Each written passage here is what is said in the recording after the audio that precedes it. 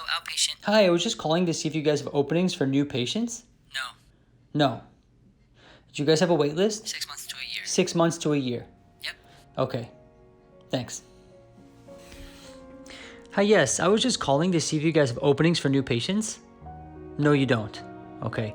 Can I put my name on your wait list? You don't have a wait list. Okay. How do people get connected? You're not sure. Okay. I see. Should I call back? Oh, I can. Okay. When should I do that? You're not sure. But right now you're not taking new patients. Okay, got it. Thanks. Hi, I'm calling to see if you guys are taking... No, you're not taking new patients. Okay, thanks.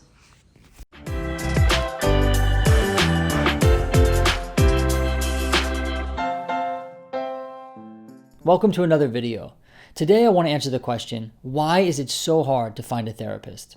And not just that, but why is it so hard to connect to different services that we need?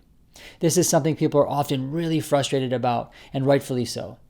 And as someone who has spent time working in a hospital setting, connecting people to services, I want to shed some light on the issue to hopefully ease some frustrations, as well as share some helpful resources and tools that I use when connecting people to services that they need. If you or someone you know has ever needed a service, like a therapist, a psychiatrist, a home health aide, or any other service, you might be aware of how hard it is to get connected. However, most people are not acutely aware of this issue until they need something. They need a therapist, they need a physical therapist, they need a home health aide. In those moments, people then become acutely aware of just how hard it is to get connected. And the first thing I see people often getting the most frustrated about is that their expectations for what should be available don't match the reality. So for example, if someone goes to a primary care doctor's office and they ask for a referral to a therapist because they're dealing with anxiety and depression, you would expect that you could find a therapist quite easily. But often that's not the case. Either no one's taking insurance, there's no availability, the wait list is really long, or there's availability, but it's so far out you cannot get there. The issues go on and on and on. And there's a whole bunch of different reasons for why there isn't access to care or access that should be available, which I'll talk about in just a bit. But the point of this first part is that our expectations are that we should get the care we need. And that is absolutely right. We should get the care we need. However, the reality, and I'm talking specifically for New York right here because that's where I am from, the reality is that those services are often not available when we need them. So once someone understands just how hard it is to connect to services, they're in a great spot to begin effectively solving this problem. And it's helpful to break down services into 3 levels. The first level I like to think about is emergency resources. These are things like emergency rooms, suicide hotlines, or 911. Now, these are services that are often available immediately. You don't have to wait, and you can just go. And often insurance and things like that are processed afterwards, and things tend to be covered.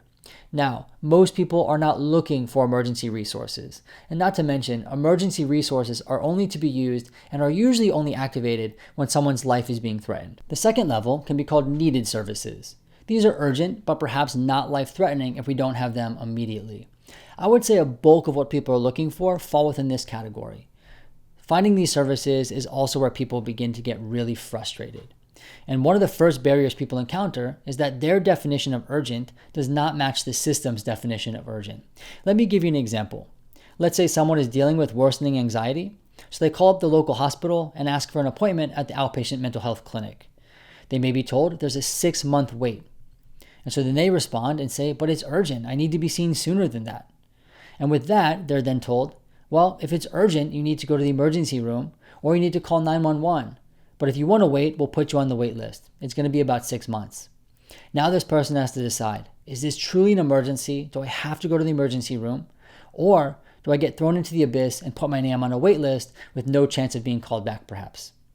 This is extremely difficult and extremely frustrating. The other issue people face is that their insurance is often not accepted. You may have great insurance through work, but it's often not accepted where you're looking. So for example, this place may take on a new patient and say, yes, we have an appointment for you. However, they run your insurance and it's not accepted. Now we're back to the drawing board. Now, these are extremely difficult situations to deal with. However, the good news is this. There's a whole bunch of different startup companies popping up everywhere that are beginning to address these barriers.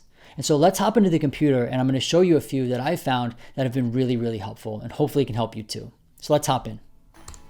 So whenever I'm referring someone to mental health care, whether it be for med management or for therapy, I always start with Alma.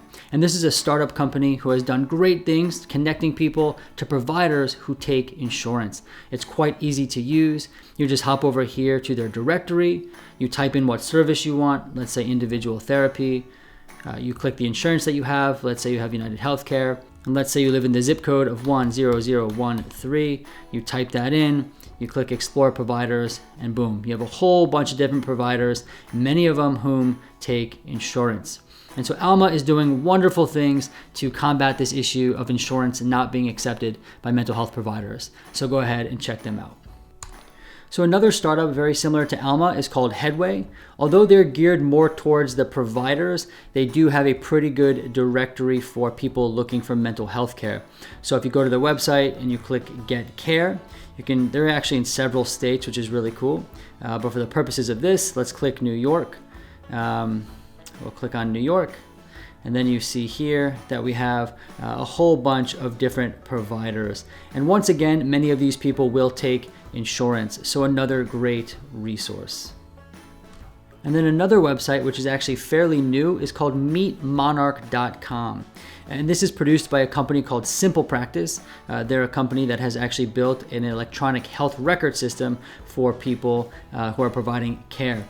However, they just released this website called Meet Monarch, and it's supposed to be similar to a Psychology Today. So let's say we need therapy for anxiety. We'll click on that. Let's use a location. I don't know. Let's say we're in Brooklyn. We click on that. We click search. And then here we go. We have a whole bunch of different therapists. Again, a great resource. Many people take insurance. Not everyone, but some do. You can filter through insurance actually. And you also see that people actually have availability on the platform that is displayed. So once again, another great resource for looking for mental health care. And another great resource that's often overlooked and has actually been around for quite some time is called Amwell. And this is a company that does a lot of virtual care, primary care, mental health. And so actually, if you log in and sign up, you can find a mental health provider fairly easily that does take insurance. And so this is a wonderful resource to use. Again, overlooked, but a great resource. So go ahead and check that out. And I recently just found out about a new startup company called Grand Rounds Health. Now, to be honest, I don't know too much about this, but they had reached out to me. So I did take a look at their website. And it says that they do things like this. They can find you a doctor, tackle a bill, or explain your insurance benefits. So what this looks like is a company, a startup company, that is doing some really great things for care coordination. Now, once again, I don't know too much about it, but probably a great resource to check out. Another thing is some people get so frustrated looking for services, they often just give up. However, there's often more resources available than we're aware of. And so I want to hop into the computer one more time and show you a great resource. Let's jump in. So a great website to go to is called heightsite.org, and I will link that down below. This is basically the Google of social services in New York. And so you can see down here, we can search by category. So if there's something you're looking for, like food assistance or healthcare and medicine, you can simply click on that and it will give you a whole bunch of results. Or what I usually use is just this search box up here. You can type in whatever you want. Let's say substance use. Click enter. And you can see here we have 647 results. That is a lot. There's phone numbers, there are addresses for easy contact.